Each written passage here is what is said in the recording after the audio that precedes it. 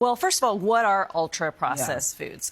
So I think some people are confused about that. In fact, the federal government is planning to provide a definition for what that means. But a really good rule of thumb is if you can't pronounce an ingredient on the package, it is probably an ultra-processed food. So this study focused on a cohort of women nurses. What they found is for women who were eating an average of 3 servings of ultra-processed foods per day, their risk of a precancerous polyp was about 3%. For women eating 10 or more servings of ultra-processed foods per day, their risk was 5%. So you do see an increase in risk with more servings of ultra-processed food per day. So what is it in the ultra-processed foods that causes this problem? Well, we think that the ultra-processed foods are changing your microbiome. So those are the bacteria in your gut. So that causes increased inflammation. It can cause increased permeability of the gut wall.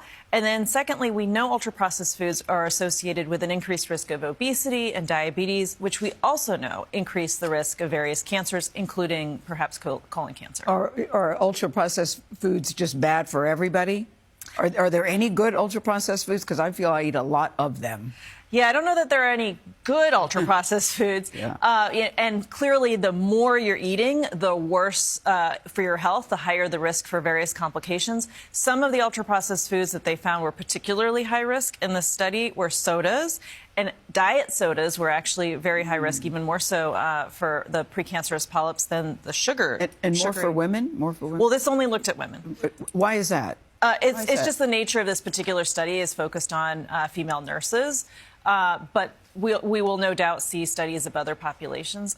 Just to say, a couple of the other food groups or food types that were high risk, packaged foods, and then, snacks.